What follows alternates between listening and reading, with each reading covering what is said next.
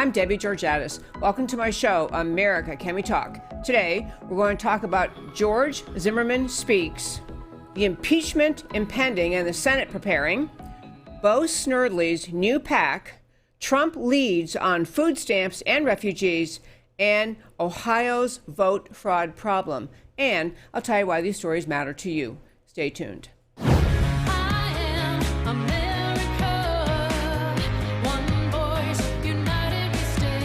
Debbie Georgatos, host of America Can We Talk, is an author, attorney, and political analyst whose mission is to inspire the American political conversation about preserving liberty in the best country on earth.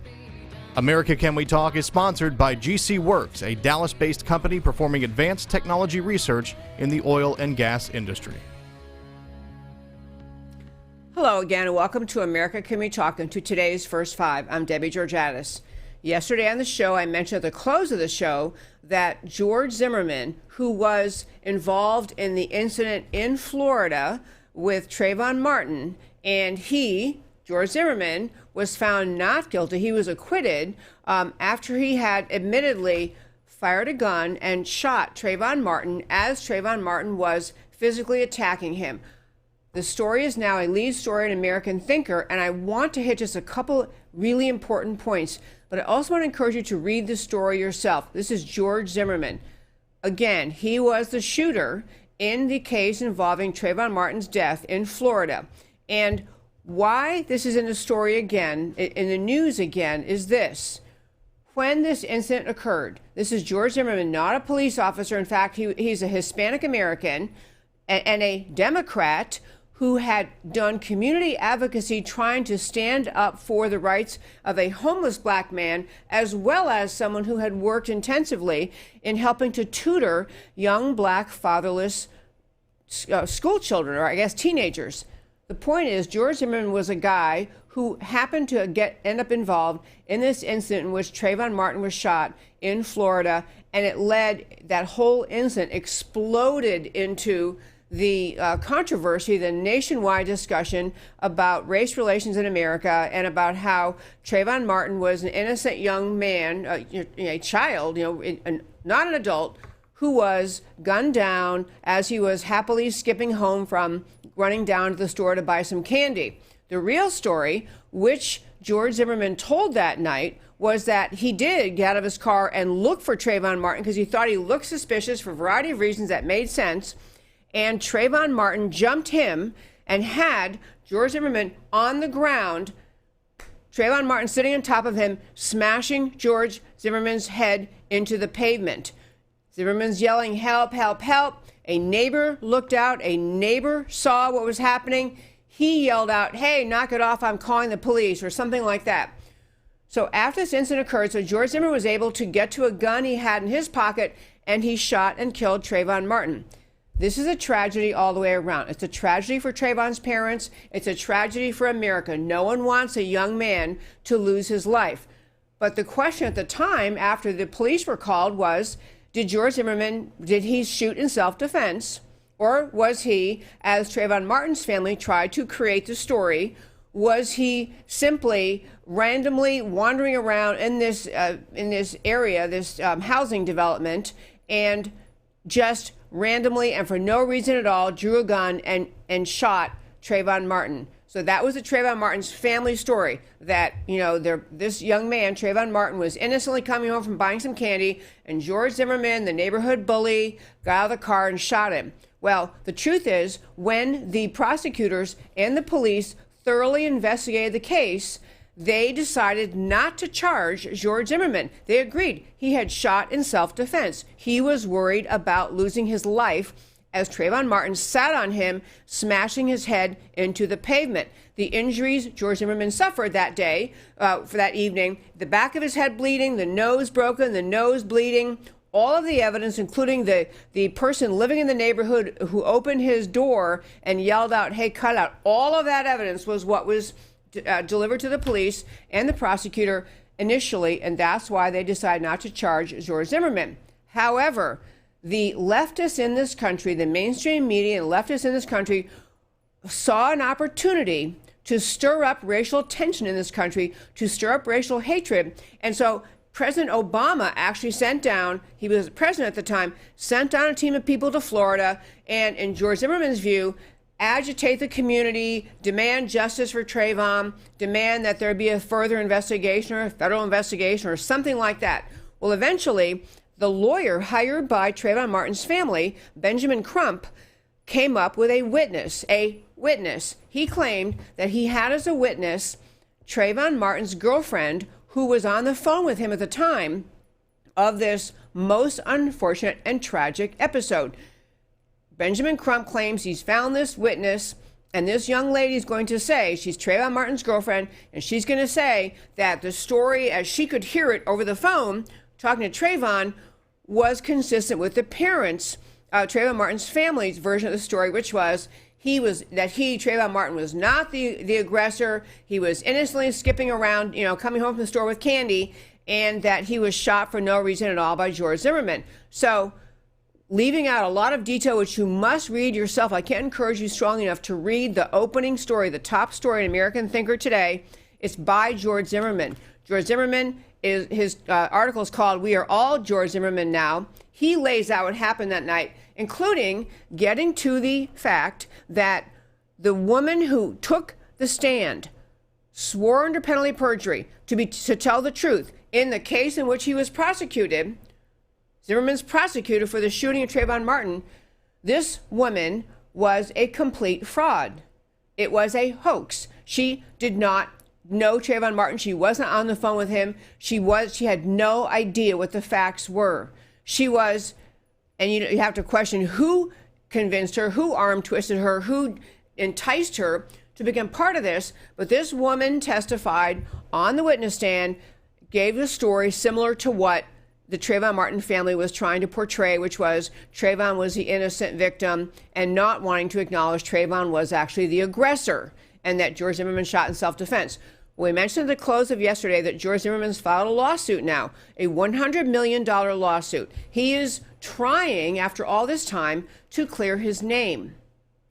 I can't urge you strongly enough to read this story, first of all, and then second of all, to think just about all the things that flowed in America, in our country, in our culture, in our political climate, because people believed the story that Trayvon Martin's family cooked up, that Benjamin Crump, the lawyer, cooked up, that they put a witness on the stand who had absolutely no idea what happened that night. She was there just to play along with the Trayvon Martin family concocted story.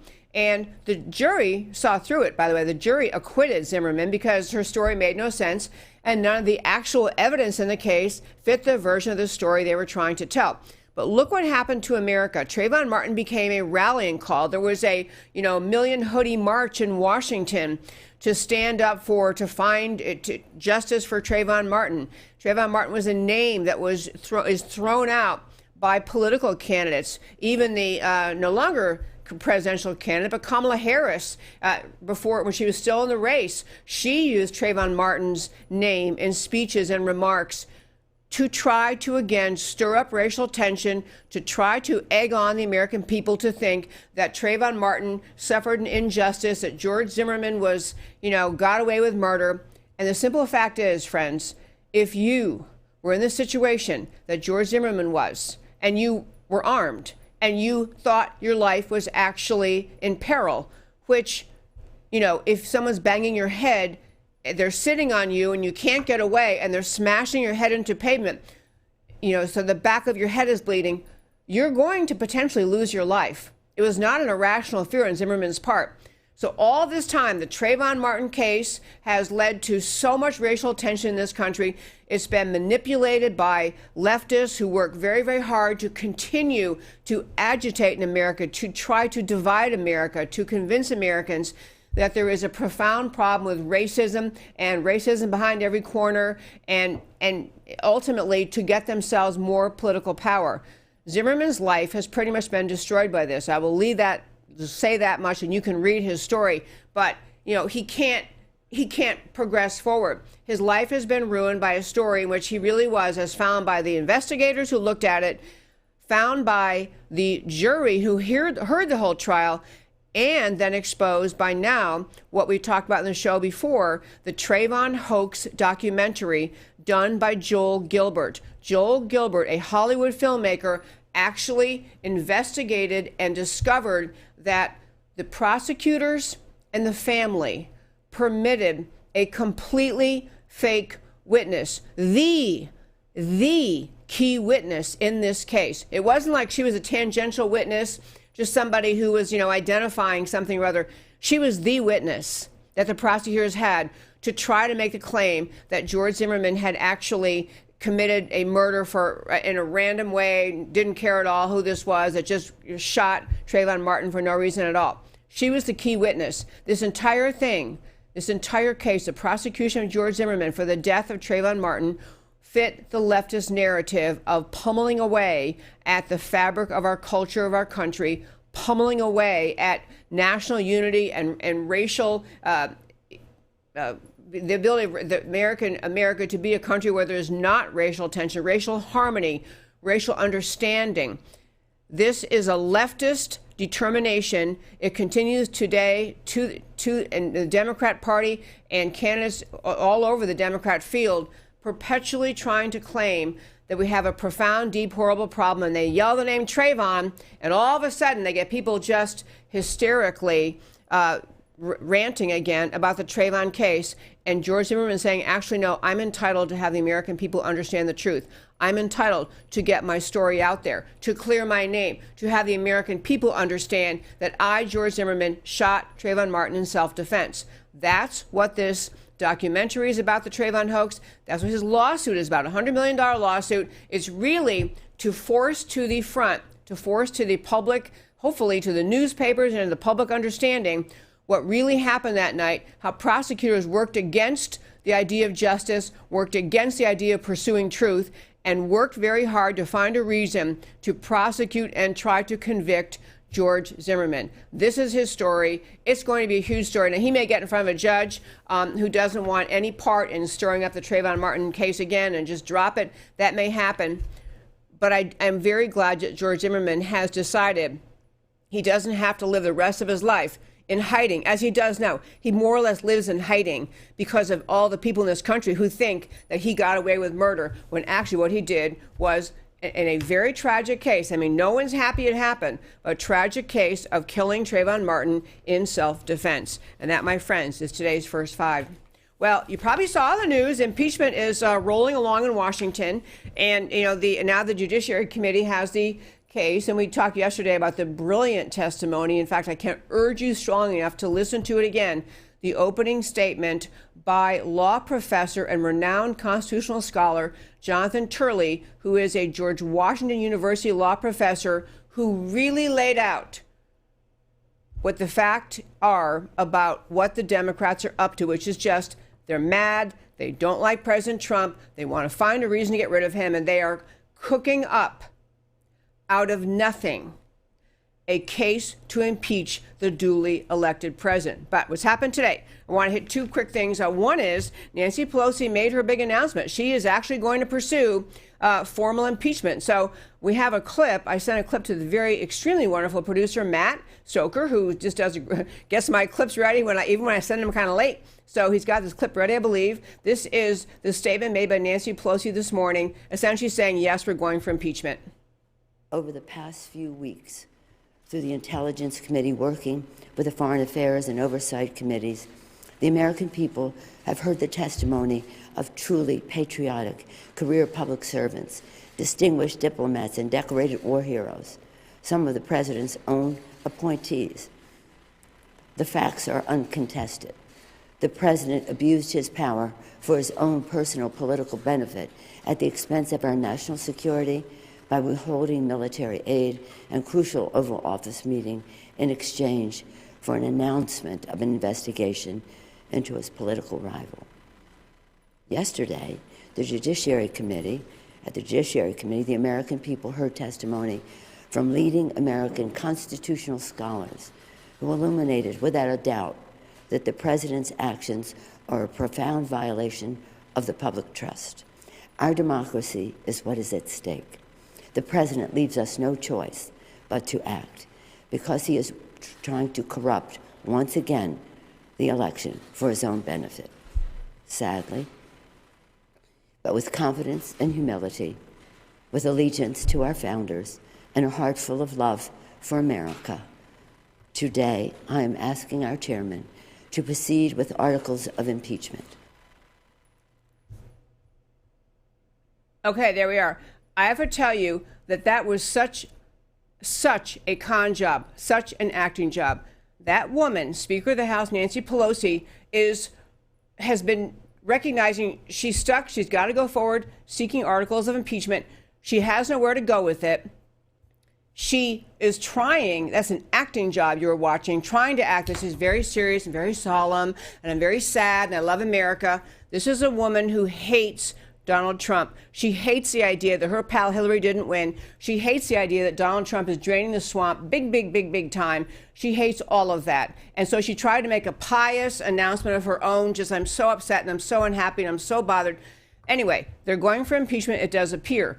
The other piece, so we'll have to go forward. I don't know how much more of a hearing the Judiciary Committee is then going to hold. I mean, they've got whatever the Intelligence Committee came up with, which was nothing, and they have all that testimony, and they have the articles of impeachment that they're going to draw up. I don't know if the Judiciary is even going to need to call any other witnesses, but they are going to draw up articles of impeachment to understand the process. So the committee draws them up. They have to have a committee vote. It'll likely come out along party lines. Democrats have the majority, so they have the majority in the committee, and then the impeachment vote goes to the floor of the House.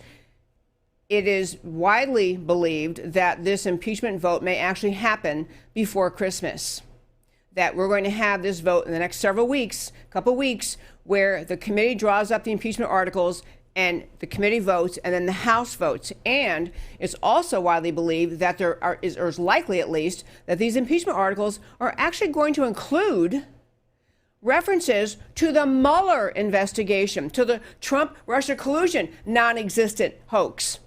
But this is how desperate they are to put as much as they can out there, as much as they can in terms of what they're claiming Trump did, to try to build as strong a case as they can to get it passed on the floor of the House. Now, I know most people are treating the House vote as a foregone conclusion. The Democrats have the majority. They're going to vote for impeachment.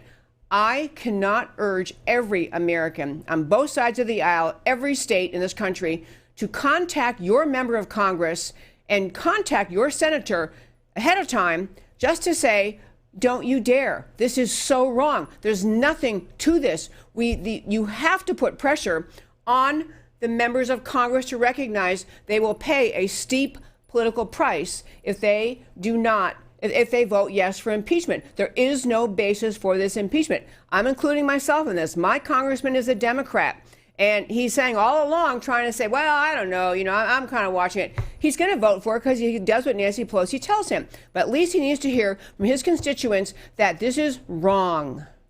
So that's what's happening in the House side. On the Senate side, it was most interesting. I saw that apparently, Chuck Schumer, who is the Democrat minority leader in the Senate, and Mitch McConnell, the Senate majority leader, are talking about the terms of the impeachment trial in the Senate. Now, you remember back to the House side, what happened shortly after the Democrats took control of the House after the 2018 elections, they changed a lot of rules. They changed many rules, including the rules that applied to these hearings we've been watching in the House Intelligence Committee, the House Judiciary Committee. The Democrats in the House made rules that simply protected themselves, gave themselves the ability to ramrod this impeachment through the U.S. House. They made rules that said, essentially, distilled down to plain English, the accused, President Trump, does not have due process rights. He can't call his own witnesses. And for example, even the Judiciary Committee just yesterday, the Republicans got one witness. One.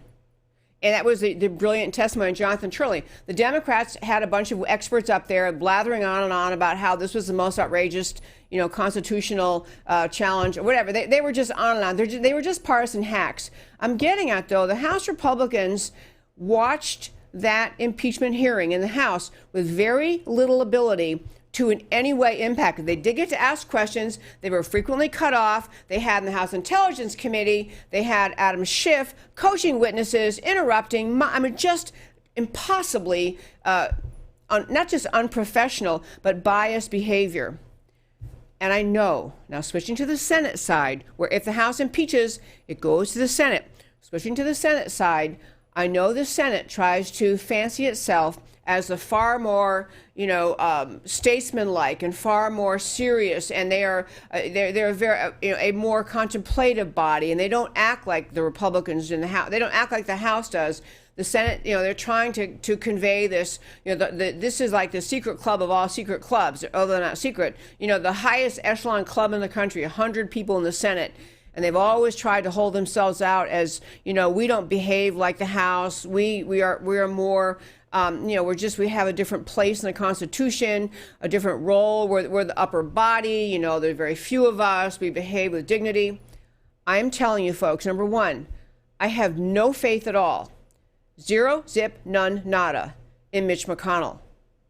Mitch McConnell is the point person for our side.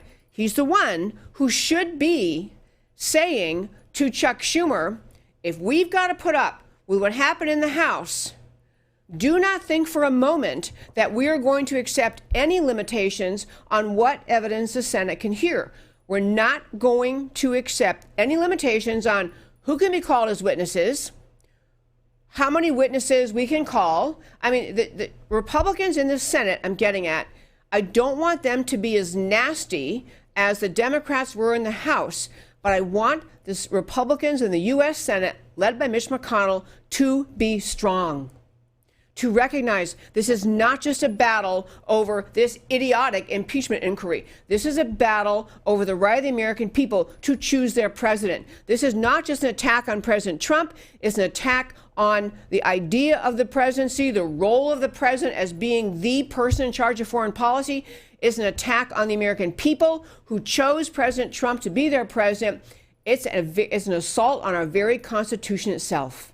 That's what's at stake in this impeachment. And I hope that Mitch McConnell is just doing the courtesy check with Chuck Schumer, to say, hey, can we run through a bunch of rules, and can we come to agreement? Because I sure would love to have us come to agreement about what rules we're going to have in place to conduct the trial in the Senate, should the House actually vote to impeach. However, I have to say, folks, I have no faith, and I'm sorry to say it, I have no faith at all in Senator Mitch McConnell. Mitch McConnell was the one rumored, if you don't remember this little tidbit, McConnell is the one rumored to have said to President Trump when he wanted to appoint the brilliant member of Congress, John Ratcliffe, the Republican from Texas, appoint him as the for DNI, and McConnell told him no, won't confirm him. Director of National Intelligence, McConnell said no, he won't confirm him. Other rumors these aren't just rumors like, blathering in the street corners. These are highly placed people making these points in Washington. McConnell has stood in Trump's way in a variety of ways. He stood in Trump's way as it relates to the appointment of who is going to be the Director of National Intelligence, wouldn't let him have Ratcliffe. I know also when President Trump would really like to remove Christopher Wray, the head of the FBI, and the well-placed rumors were saying, McConnell said, we're not having another confirmation hearing for the head of the FBI. I don't care if, maybe he didn't say, I don't care if Christopher Wray is undermining you, Trump, which he is, but McConnell is, if anything else, a political animal committed to self-preservation. He has done a good job in getting judges confirmed. This is not a dangerous thing for him to do politically. His people want him. His state wants him. The Republican voters in Kentucky want him to get Republican judges appointed to the federal courts. So he's not doing anything brave by actually fighting for that. Not even a tiny bit brave. This standing up for President Trump, putting on a trial in the Senate that actually calls Joe Biden and Hunter Biden and Adam Schiff and the secret whistleblower, that would be a very brave move. It's what has to happen. And I hope and pray that Senator McConnell can find the leadership, find the inner strength, find the backbone to actually stand up for this president, stand up against his impeachment assault, put on a trial in the Senate that actually conveys to the American people, this is what the Democrats did. And you know what? If you're going to have the House sticking in a little bit in the impeachment, articles of impeachment related to the Mueller investigation, it's almost good news, because then we can get in and talk about in the Senate what happened inside the FBI, what happened inside the DOJ. How do we get to the point that the coup plotters actually got the FISA court to issue warrants to spy on Trump's team? How do we get to the point that we cooked up a complete farce of a Trump-Russia collusion hoax and actually burden the American people with millions of dollars of tax money to investigate this fraud, weeks of hearings, and all we had to do, and all of that because of what the Democrats did, or the leftists did inside the FBI and Department of Justice. So I'm very, it may really backfire on the Democrats if they go through this impeachment, especially and including if they go through the idea of sticking in the impeachment, articles of impeachment in the House, that they want to also comment something about Trump and the whole Mueller investigation. I hope they do. But folks, we are in for a battle, and I got to tell you, the people who preserve this country, you might think it's your congressman or your senator. It's not. It's you.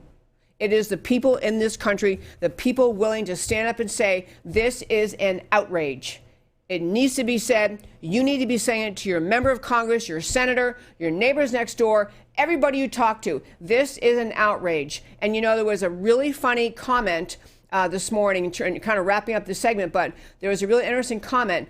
Congressman Al Green, who is from Texas, I'm embarrassed to say, he's a Democrat from Texas. He's the one that's been filing articles of impeachment in the House, since President Trump won. He's the one that was complaining. In fact, he said in an interview that we better take out President Trump now through an impeachment, because otherwise he might win his election in 2020. This is really what the Democrats fear. They cannot handle 8 years of President Trump draining the swamp in Washington. So Al Green has now issued another complaint about the House Judiciary's conduct. I'm not even going to go into that. I'm just telling you, folks, it's a really important time to remember this is it's impossible to overstate the importance of this battle we are watching in Washington. It's not just to take out Trump. It is to send the message, the Democrat, and you can even think of it, the uniparty, because some Republicans are not, and most Republicans are not helping President Trump. It is the uniparty standing up, and mainly the Democrats, but the uniparty, to the American people and saying, you will not elect someone that we don't approve of. You will not elect someone who's going to drain our swamp and change Washington. We're in charge here. The ruling class rules, the deep state rules, and you crazy voters out there who picked this guy who is upsetting our apple cart, we're telling you no. This is really the message of the Democrats and the deep state in Washington. You're not allowed to pick someone who we don't like. Enough on impeachment for today. Some good news, actually some really fun and very good news. Okay, so if you all listen to Rush Limbaugh, which I think a lot of my listeners do listen to Rush Limbaugh, you often hear the commentary in the background, Bo Snerdley, and Rush Limbaugh goes back and forth, and well, what do you think? And Bo Snerdley, he weighs in on different issues. Really, really engaging guy. In fact, my husband and I got to meet him, Bo Snerdley. He came to Dallas, I don't even remember why, some political event, but he came to Dallas, and he is the most gregarious and friendly and upbeat, happy guy. So Bo Snerdley has created a new PAC, a new political action committee. And he did it with a friend of his, whose name I did not know, Black conservative Autry Pruitt. But by the way, Bo Snerdley is not his real name. You probably knew that. His name is actually James Golden. So James Golden, a.k.a. Bo Snerdley, created a new PAC. It is called the New Journey PAC. And the purpose of it is, it's a political action committee that promotes conservative values among Black Americans. It's a beautiful thing. Comments by the founders of this new PAC, the New Journey PAC, they talked about the concept was not to build a destination solely for Black conservatives or to solely promote Black conservatism, but to be a destination for all conservatives. Frankly, this is what they said about founding it. We founded this destination, this website, out of frustration. We're fed up with racial narratives that the left uses to paint conservatives as bigots and racists simply because we have a different view of public policy and politics. The goal of the new PAC is to debunk the phony liberal narrative that Republicans, conservatives, libertarians, evangelicals, and even conservative Democrats are racist. And they actually have one of their slogans is "Make Black Americans Republican Again." So make Black Americans Republican again. And they at least have one I don't know if it's a website, but they have cornered the idea, MAGA, M-A-G-A, MAGA.black. So this is great news, piling on to the success that you've already seen with Candace Owens and her Blexit movement. This is one of the most dangerous things for the American left, is to have Democrat voters, black voters in America, hearing from other black Americans about the fact, the reality, that regardless of what Democrats say to you, the Democrat narrative of everybody who won't agree with us is a racist is a lie. This is what Bo Snerdley's PAC will be talking about. You need to stop listening to the Democrat narrative that basically says everyone who won't agree with us, everyone who argues with our positions, everyone who ever says, anything we don't like is a racist. For black Americans to hear of someone of Bo Snerdley's caliber, to hear from Candace Owens that actually that's not true, that you're being lied to, this is it's a wonderful step for America, a wonderful step for conservatives, and a very, very dangerous step for the Democrat Party. Great news on Bo Snerdley. I love it. Okay, next story I want to hit was Trump's, he's actually, for all of this attack on him, this endless impeachment effort has been going on before he even took office. He's kind of on, Trump is a just relentless leader. President Trump, he knows why he ran. He knows what he told people he stands for. He knows what he said he believes in.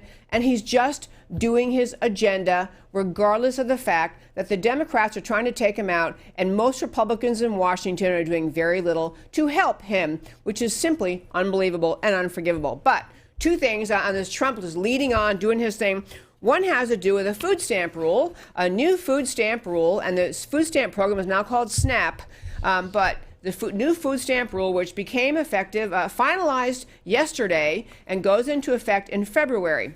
It refers to a group of people, this new food stamp rule, and they use the acronym ABAWD with an S on the end, the ABAWDs, which are able-bodied adults without dependents. Able-bodied adults without dependents. New rules in food stamps applying to these people. And the basic thing to know is this. In the food stamp legislation, or when we had the welfare reform in 98 or 96, 98, whenever that was, we had welfare reform, and we had an idea in there that, if you're able-bodied and you're not staying home raising children, even if you need help buying food, you ought to try to work. You ought to try to find a job, even part-time, just something. Be a little bit, be part of helping yourself become self-sufficient.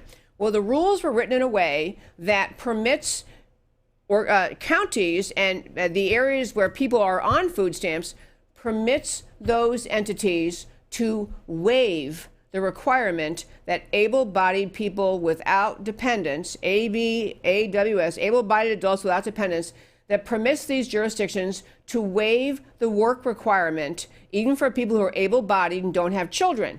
And it was tied to the unemployment rate, basically saying if you have an unemployment rate in your area, that it basically saying if there are no jobs around to be had, if you're just you can't find a job, we're not going to hold it against you. We're going to let you keep collecting food stamps, even though you're able-bodied, have no dependents, and you're not working.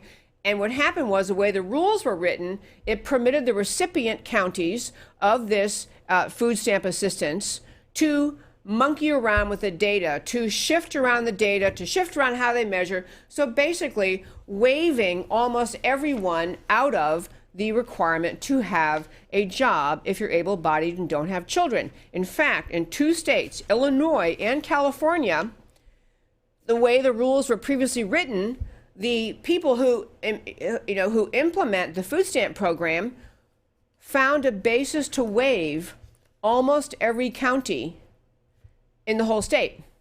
Illinois, and California. It's a way for people who are trying to generate dependency on the government, trying to maximize dependency on the government, to play with the rules, play with the system, and end up to where they were saying essentially these people, they fit the waiver standards because of the way they measured employment and what area they measured unemployment rates in.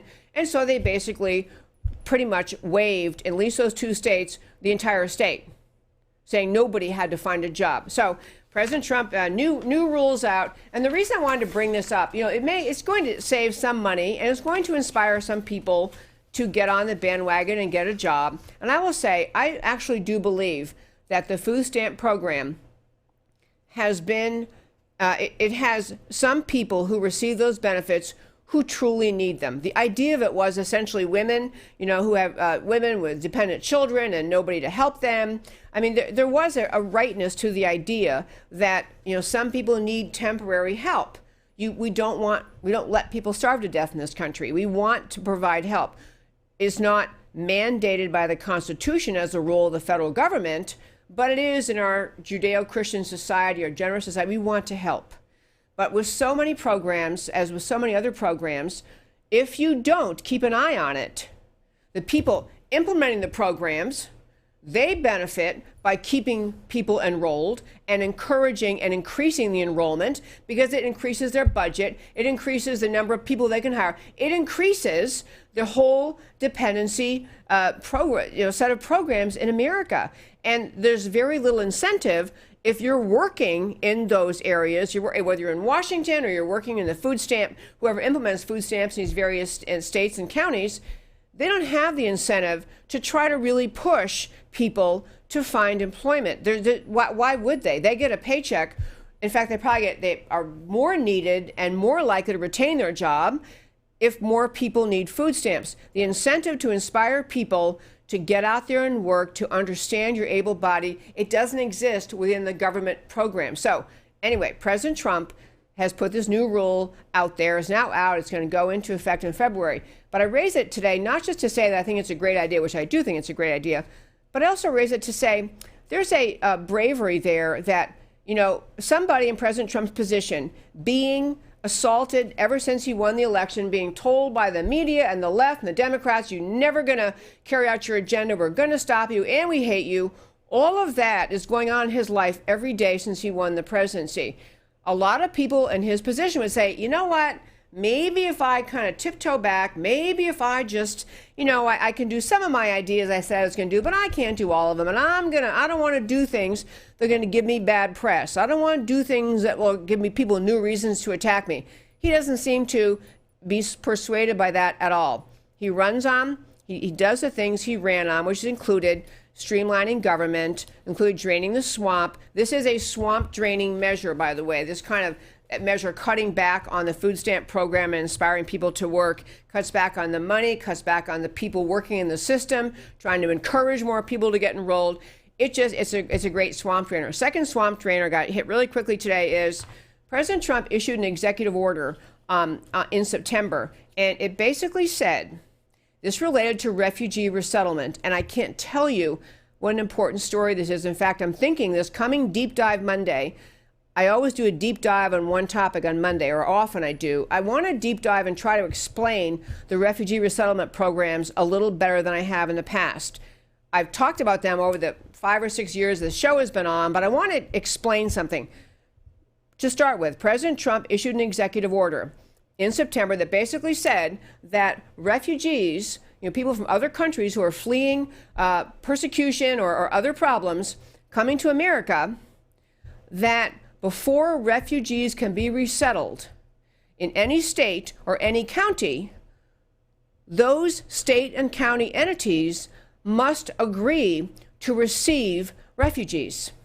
Now, you might think, well, yeah, and you know what? You'd be right in a way, because the law, the original refugee resettlement law from 1980 said that. It said the states have to agree to accept refugees. They have to agree, and they have to agree in the numbers, but that's just been ignored by the people in Washington who benefit from the refugee resettlement program. So it was actually in the law, but the new executive order said, you know what? You've got to get permission from the states for refugee resettlement. I'm going to give a tiny hint, we're going to talk about on Monday, but just hit the basic story today. So what's happening right now, there are organizations that the shortened term people use to refer to them are VOLAGs, V-O-L-A-G. They're voluntary agencies. There are essentially 7, although there are many more involved. These VOLAGs, voluntary agencies that assist the government in resettling refugees who come to America, and these organizations take charge of some segment of these refugees coming here. Then they resettle them in various places around the country, and then those organizations not just get paid the costs of resettling these people, they make money. They make money. The Lutheran Church, I grew up in the Lutheran Church. I mean, the Lutheran Church is huge in this. The Catholic Church, huge in this. They become incentivized to encourage more refugees to come. They're not helping refugees who already are coming here.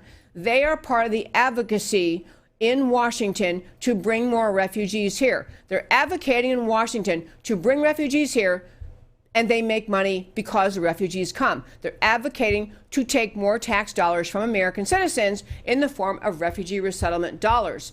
So now these VOLAGs are on high alert. They are going wild, contacting governors in every state, other officials, mayors of cities, trying to say, hey, come on, get on board with us, sign on, agree you want more refugees. You'd love to have more refugees, because they realize their gig is up if numerous states say, you know what, we're done with refugee resettlement for a while. Now that we finally can enforce our right under federal law to say no, we're done for a while. So there's a heavy lobbying campaign going on by these VOLAGs in states all over the country, including Texas, where we have the unimpressive record.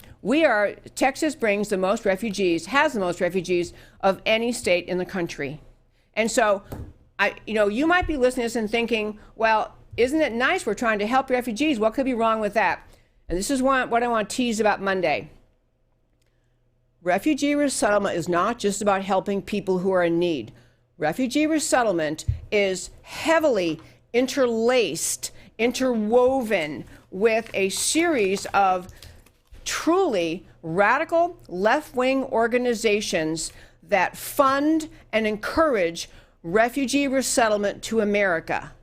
They want more refugee resettlement to America. It's not out of being nice. It's not out of being generous. It's entirely about the idea, for the same reason they encourage abandoning the border, bringing more caravans over from the southern border, bringing more people here and letting them come in, abandoning border security. It's the same idea. We America lovers don't tend to think in such calculated terms, but organizations like this do. They support and encourage refugee resettlement specifically to America, with the notion of filling America's cities and towns with people from other countries who eventually will become American citizens, who buy into their left-wing worldview, who do not understand what America is, who are not coming here to assimilate in America. They're coming here, orchestrated by these groups, to change America. Groups include, that one was called Welcoming America, but you have to understand, Open Society, George Soros' organization, funding them by the millions. Unbounded Philanthropy, Kellogg, Kaplan, a whole bunch of them. Carnegie, all of these left-wing entities are funding and encouraging the idea of bringing refugees to America. All the VOLAGs make money off of it. And I am not saying, and all that I'm saying here, I'm not saying we shouldn't have any refugees. Of course, I'm not saying that. But our refugee policy should be based on the consideration of the communities and states where the people be resettled. We need to eliminate that middle player, get rid of the VOLAGs that are motivated by making money, because they go to Washington, they advocate, they lobby for more refugees, and then we bring more refugees here, which they make money on resettling. And it is actually keeping their coffers full. Their incentive is not to think what's good for America. Those VOLAGs, they're not thinking what's good for America. They're thinking, how can we make more money by bringing more refugees here? This is a much more complex issue than even what I've mentioned. There's all these interlaced entities involved in it. vital to understand. And on top of all that, the impetus for many churches to support the refugee programs is as a result of another long-term nefarious, underhanded, manipulative effort of Soros-funded organizations to change the way the Christian church thinks. To change the way the Christian church thinks in terms of America preserving America couldn't possibly matter, that the bringing more refugees to America, regardless of their background, regardless of their the reasons they're coming here, regardless of whether they needed to flee their home country. This is there's a very conscious effort on the part of Soros-affiliated people. In fact, Soros's team calls it rent and evangelical, a very conscious effort to manipulate the thought of leaders of the Christian church in America, Christian churches of America, to think about immigration and refugee resettlement as a Christian duty when it is contorted with or mixed in with their left-wing agenda, which is to use the refugee resettlement programs to undermine the American culture and fabric and ultimately the country. I'm going to do a deep dive on this on Monday. I'm just going to tell you it's important to understand you're not mean if you don't want more refugees in your community. Last quick story to tell you. We had a great guest on the show just the other day, Tuesday. Russ Ramsland was talking about election fraud.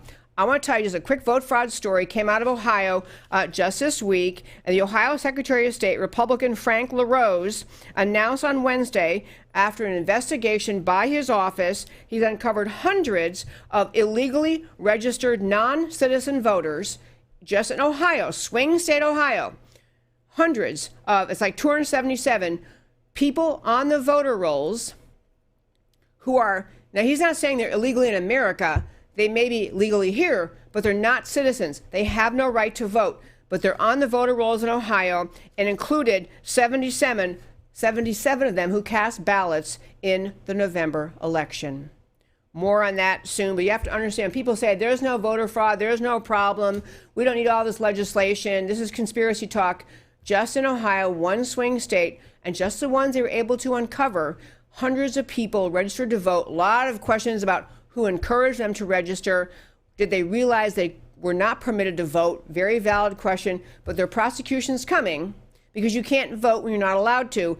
And this idea of the left trying to argue endlessly there's no voter fraud in this country is another one of the leftist manipulation of America to encourage us to discourage people to look into voter fraud and to uncovering it. And folks, as we get to the end of every show, I always want to tell you I love talking to you every day, and I love doing my show for you and with you. I want to turn to talking about why the stories we talked about today matter to you. So we have the George Zimmerman Speaks, America's Thanks to Joel Gilbert, the Hollywood documentary producer. The Truth of Trayvon Martin and George Zimmerman is coming out. Read George Zimmerman's post on today's AmericanThinker.com. The full truth is there. You got to read the facts for anyone honest enough to receive it. The unjustified racial smear of and scar on America, another lie that was and is a product of the mainstream media, the Obama era, and the leftist agitators who benefit from convincing vulnerable Americans of the lie that our country is teeming with racism.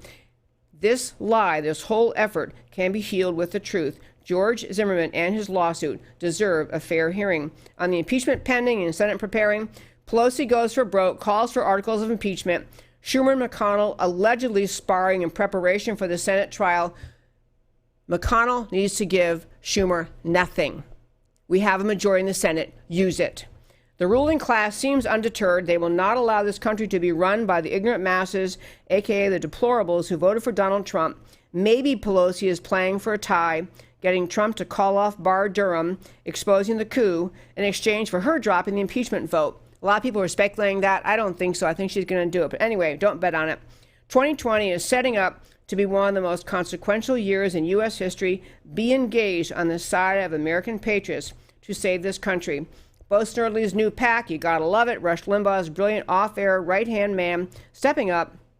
James Golden, a.k.a. Bo Snerdley, formed a new PAC called the New Journey PAC to promote conservative values among Black Americans. All Americans benefit from right ideas, and the robust debate of ideas. No one deserves to have their political alliance assigned to them according to their skin color. Few movements in America today are more consequential and positive than Black realignment toward conservative values. When unity and brotherhood are defined around conservative American ideals, the result will be progress for everyone and true advance toward a more unified society. And Trump leading on, new Trump policies on food stamps and refugee resettlement reveal an engaged president. Despite the mainstream media, deep state, leftist assault, he still takes on the hard issues. On food stamps, his policy of adjusting, Trump's policy adjustments reaffirm the food stamp program was never intended to create an entitlement addiction. Those seeking benefits and able to work should. Refugee resettlement, President Trump issued an executive order permitting states to accept or decline refugees, which the original refugee resettlement law required, but it was ignored. We must recognize the huge financial benefit to the Volags and the mission of dozens of interlaced organizations to use resettlement to build leftist political power. And finally, Ohio's vote fraud problem. A battleground swing state discovers hundreds of illegally registered non-citizen voters. The integrity of the vote ought to be a bipartisan imperative. You should ask yourself why it's never bipartisan, trying to clear up voter fraud. Elected officials seem unwilling or unable to muster the courage and clarity to deal vigorously with threats to the integrity of the vote. This can change, but only with unprecedented energy, pressure, activism from American citizens demanding integrity in voter rolls. And that, my friends, is America Can We Talk for today. Thank you so much for listening. Tune in every day, Monday through Thursday, 3 p.m. Central Time, where I always talk truth about America, because America matters. I'll talk to you next time. Like a crashing wave. Can you hear us now? America Can We Talk? Truth about America. Can you hear